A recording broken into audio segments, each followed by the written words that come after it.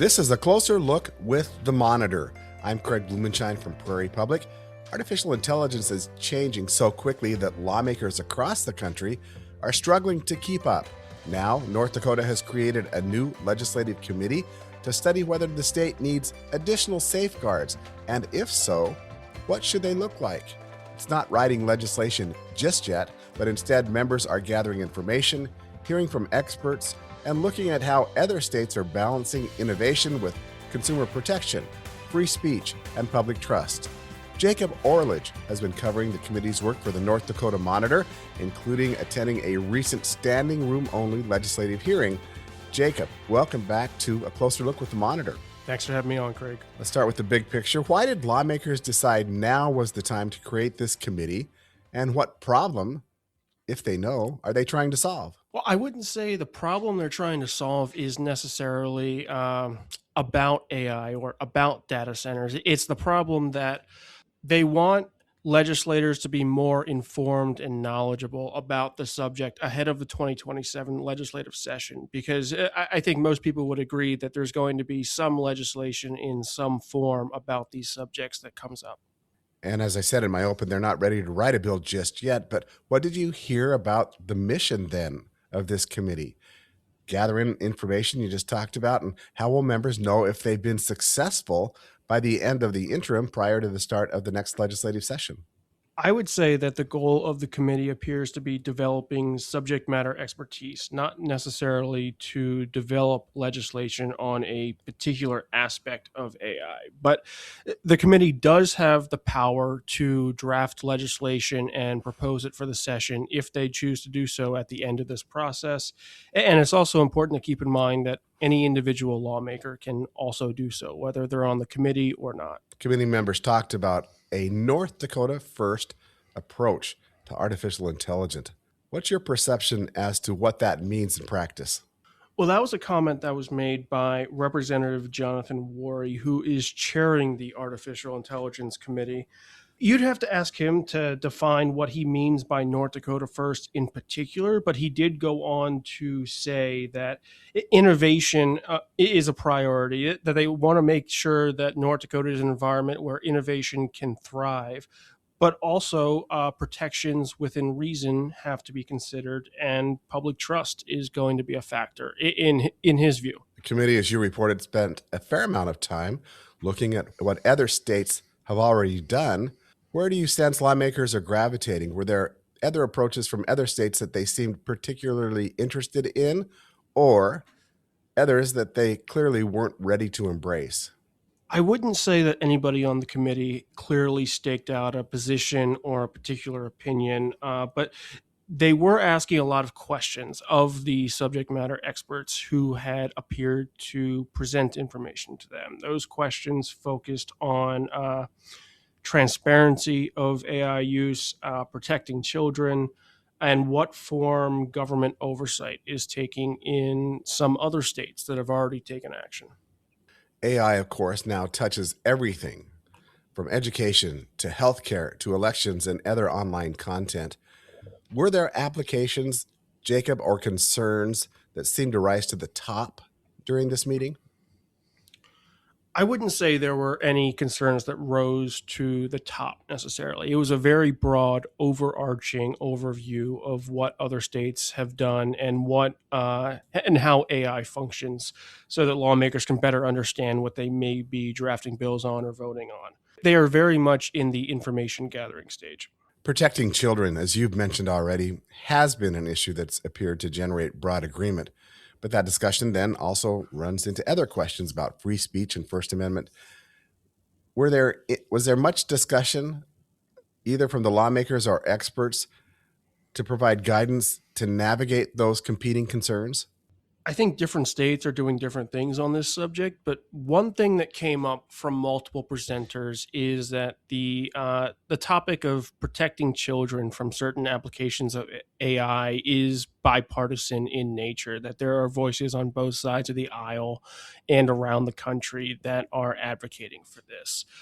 There are complications in some aspects. For example, one of the presenters brief lawmakers on what Congress is considering. They explain that some of the provisions have run into potential concerns on First Amendment grounds, but Congress hasn't taken any final action yet, and it still remains to be seen if any of that comes to fruition. This is a closer look with the Monitor. I'm Craig Blumenschein, and artificial intelligence is changing fast.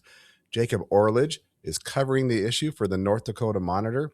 We visit weekly in a segment we call A Closer Look with the Monitor about issues that are important to the state of North Dakota. And of course, Jacob Orledge is the reporter that I'm visiting with today. Another recurring theme was enforcement. I think some lawmakers questioned whether many AI regulations were even enforceable. And is that becoming one of the biggest challenges, not deciding whether to regulate AI, but figuring out what government can realistically regulate? I think that was a question that was brought up by Representative Todd Porter. He asked if some of the broader legislation that had been passed in states like California or Colorado was even legal. And I believe the point he was trying to make was that it could be a violation of the Interstate Commerce Clause, that because AI is crossing state lines, do states even have the power to enforce some of the regulations that are being passed in other states? And that's an open question. I believe, if I recall correctly, the presenter in that case mentioned that it was going to be a question answered by the courts at some point. So TBD. For someone who's listening today and who isn't following AI policy, Jacob, as closely as you do, where could future regulations actually impact their everyday life? What kinds of decisions or interactions might look different if North Dakota were to eventually act?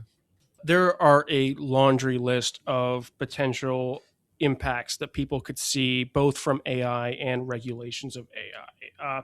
It could be requirements to disclose if a product or a process like employment hiring uses AI. It could be age verification to use AI tools like chatbots, AI use in schools, AI use by government agencies, political advertisements that are generated by AI, deepfakes, which are images that are generated by AI. Cybersecurity concerns are also a big thing. All of these are topics that could potentially come up and have come up in other states to one degree or another. And because they've come up in other states, Jacob, I think you're absolutely right mentioning that federal policy adds another layer. Congress is considering a variety of proposals. And I think the Trump administration has signaled it prefers a lighter regulatory approach. So, how much does that uncertainty really complicate what states like North Dakota and what North Dakota's legislature maybe hopes to do after this interim committee has maybe met for another time or two? It's a very big unknown. And the big question when it comes to potential federal regulation is the question of preemption, whether the federal regulation will preempt what states have done and require states to follow the federal government's regulatory scheme instead of potentially stricter requirements that they have or would put in place. And that's still a very big unknown. We don't know what Congress is going to do. The meeting you reported about had more than 70 people in attendance. It was the committee's very first meeting, and lawmakers even invited written testimony from the public. It's not something they do all the time for an interim committee. Jacob, what did that tell you about the level of public interest or concern surrounding AI? What did the people say? I think the public's interest, at least based on the people who attended and spoke at that committee meeting, is more focused on the second half of the committee's name, which is data centers rather than AI. That was the focus of the public comment. That was what I believe many of the people in the room were present for. And there's a lot of concern about data centers and data center siting and energy use in North Dakota, and that concern is only growing here. By my count, we now have 3 legislative committees that are looking at data centers in one form or another. We've got this committee. The Energy Committee is looking at it from the perspective of large load energy consumers and their effect on the grid, and the Tax Relief Committee, I believe, is looking at tax incentives for data centers. So it's a popular topic in and out of government. Jacob, as a reporter who sat through the meeting. What surprised you the most? Was there anything that challenged even your own assumptions about where this debate might be headed? Or on the flip side, was there an important issue you expected to hear more about that just barely came up during the meeting? I would say I was somewhat surprised by the fact that data centers were not a bigger focus of the meeting. Now, there are going to be 5 meetings of this committee, according to the chairman. So it could be that this is going to be a heavier focus down the road before the legislative session. But data centers do appear to be the larger concern for the North Dakota public, from what I am aware of. And the fact that only a few presentations, most of which were relatively short, were on data centers, and the bulk of the committee hearing was focused on artificial intelligence. That was a slight surprise to me. As the committee prepares to meet again next in August, Jacob, what do you think North Dakotans should be watching for? Is it this data center discussion? Is it more policy refinement relative to AI and its use and impact here in North Dakota? Are there big questions, obviously, that still need answers before lawmakers decide anything at all?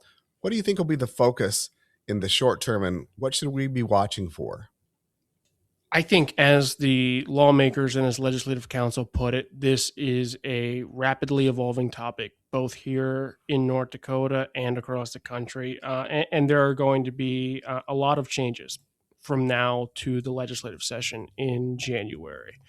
What those changes are going to be, how the situation is going to look 6 months from now when legislators are potentially considering legislation on these topics, it's anybody's guess at this point. So I would say keep an eye on what these committees are doing, and keep an eye out for potentially further data center announcements here in North Dakota. I don't have any information on that or when those might be, but it certainly seems to me that every time I turn around, there's another piece of news on these subjects. So I would just keep your ears open.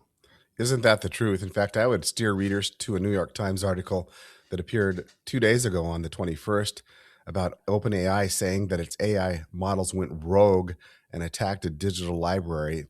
It gets into the weeds just a little bit, but boy, Jacob, it sure highlights some of the outstanding issues that are going to be important to all of us as we watch this issue continue. Jacob Orledge is a reporter for the North Dakota Monitor. You can read his reporting on this story and many others at northdakotamonitor.com. The North Dakota Monitor is a nonprofit, nonpartisan news organization, and all of its reporting is available free of charge with no subscriptions or paywalls.